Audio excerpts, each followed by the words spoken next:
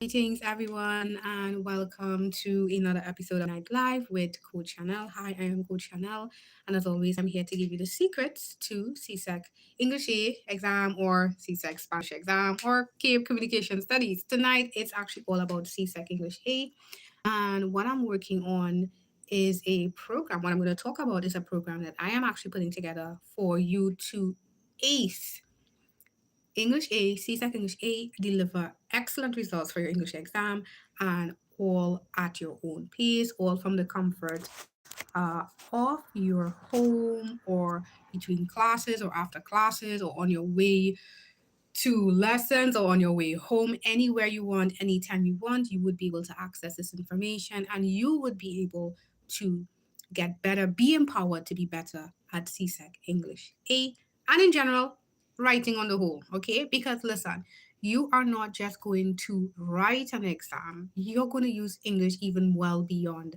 the exam, all right? So, this is actually, as I said, a program that I'm putting together. It's eventually going to cover all areas of the English A exam. For now, what's going to come out by the end of this month would be the area or the section that covers summary writing. Now, summary writing is a very crucial question for students who are preparing for the 2026 exam, whether if it's January or May, June. Those of you who are preparing for the exams in January 2027, yes, you all are definitely going to get the typical traditional summary. Those of you who are looking at the writing exams from May, June 2027. You guys have something slightly different to work with. However, I would let you know that some of the information that I do share is very pertinent to you in terms of helping you understand what to do, what to look at for the exam. So, you guys already should know what the summary exam looks like. It's essentially a passage that you're going to get, and from that passage, you are now going to have to read the extract, determine what the author's purpose is, and once you understand the author's purpose, you align it in align is still an important word, but what you're really doing is you're going to select five main points, at least five main points that align to the purpose. I would still say you need to get at least 7 points that align to the author's overall purpose. The top five ones, you are going to list them as your main points, and you're going to use those five main points plus a few additional strong points that list up to seven. You're going to then write your summary. All right. And that's 25 marks that you would get. Now, the problem is, how do you do it? What does a good summary look like? What do good main points look like? You need to know what these things are exactly, and that's how you're going to reproduce it. Of course, practice is key, but you want an idea of what they look like and you want to know what sample responses look like. Hey, how are you doing tonight? So the course that I'm putting together, like I said, it does start with summary, and that's what we're talking about tonight. And I start off with the basics of summary. What are the actual basics of writing summaries? What do you need to look at? What do you need to look out for, right? And then we have the aims and processes of summary writing. What is the goal of writing summary? What are you supposed to be benefiting from doing summary, right?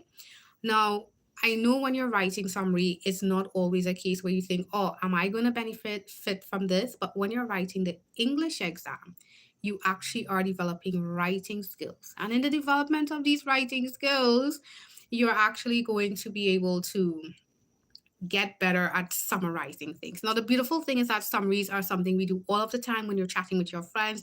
You will always be giving the shortened version of an event. The challenging thing is that with a summary, you are actually going to be writing it. All right. So I'm just taking a look at some of the information. Hi, Claudio Amarante. Wow, nice. You talk so fast. I do. I apologize. I do tend to talk fast.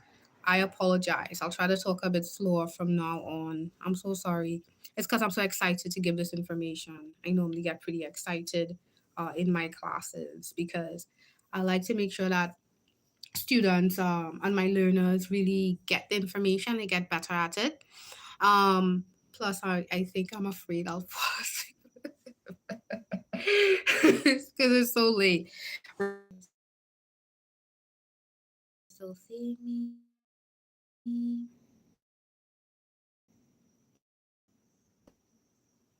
With the being.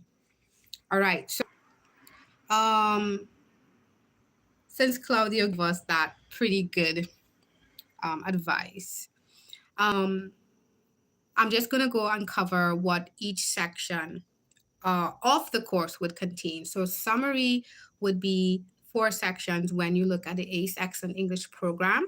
And first off, it's the basics. The basics are essentially what CXC is looking for, what you need to focus on, all the tidbits, all the key elements for you to write a successful summary, produce a successful summary that is within the exam criteria, the exam rubric. Because yes, you're going to learn the skill, but you also have to be mindful you're doing it for the exam and you need to do what CXC wants you to do, or it just won't make sense, right? It won't make sense.